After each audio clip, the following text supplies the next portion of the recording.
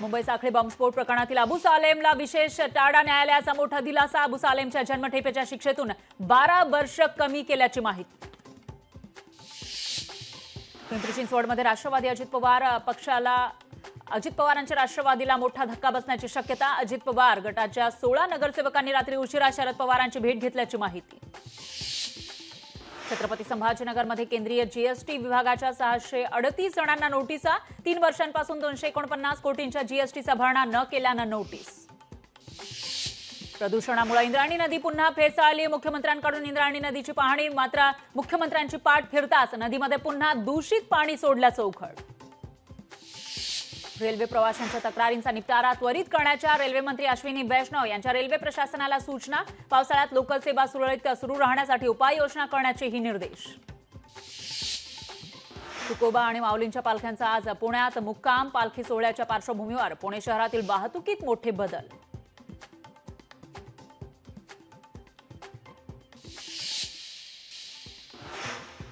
पनवेलकरांसाठी आनंदाची बातमी। देहरंग धरण ओव्हरफ्लो। पनवेल महापालिकेकडून पाणी कपातीचा निर्णय रद्द। ग्रीसवरून तिसरी रोरो बोट मुंबईत दाखल। चाचणीनंतर सप्टेंबर अखेर रोरो सेवा मुंबईकरांच्या सेवेत येणार। बोटीच्या कस्टम तसंच इतर प्रशासकीय मंजुरींची प्रक्रिया सुरू। अंधेरी सबवेमध्ये पाणी साचू नये म्हणून मोगरा नाल्याची रुंदी आणखी वाढवणार असल्याची माहिती। मुंबई महापालिका हाती घेतलेल्या प्रकल्पाची क्षमता वाढवणार। मुंबई महापालिकेतील सहाय्यक आयुक्तांच्या जबाबदाऱ्यांमध्ये बदल। मनुष्यबळाअभावी अधिकाऱ्यांकडे अतिरिक्त कार्यभार। खड्डे बुजवण्यासाठी मुंबई महापालिका प्रशासन सज्ज। तात्काळ खड्डे बुजवण्यासाठी अभियंते कामाला, तर खड्ड्यांची तक्रार सहज करता यावी यासाठी लवकरच मुंबईकरांना ॲप उपलब्ध होणार। वाहन चालकांना अभावी 1.5 महिन्यांपासून बंद असलेली केईएम रुग्णालयातील शववाहिनी सेवा पुन्हा सुरू। मृतांच्या नातेवाईकांची होणारी परवड थांबणार। झिकाच्या पार्श्वभूमीवर पुणे महापालिका सतर्क। रुग्णांच्या संपर्कात आलेल्यांची आरोग्य विभागाकडून होणार तपासणी। 233 अतिसंवेदनशील गावांना संभाव्य बिबट आपत्ती प्रवण क्षेत्र म्हणून घोषणा। जुन्नर, आंबेगाव, शिरूर, खेड तालुक्यातील काही भागांना बिबट्यांची भीती असल्यानं निर्णय। अमोल कोल्हेंची ट्विटद्वारे माहिती।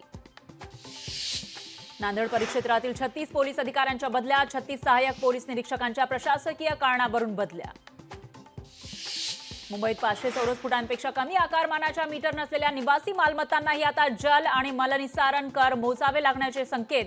कर लागू करण्यासाठी मुंबई महापालिकेकडून समितीची स्थापना। ज्येष्ठ नागरिकांसाठी मुख्यमंत्री तीर्थदर्शन योजना जाहीर। मुख्यमंत्री एकनाथ शिंदेंकडून विधानसभेत घोषणा। ज्येष्ठ नागरिकांना राज्य सरकार घडवणार तीर्थस्थळांचं दर्शन।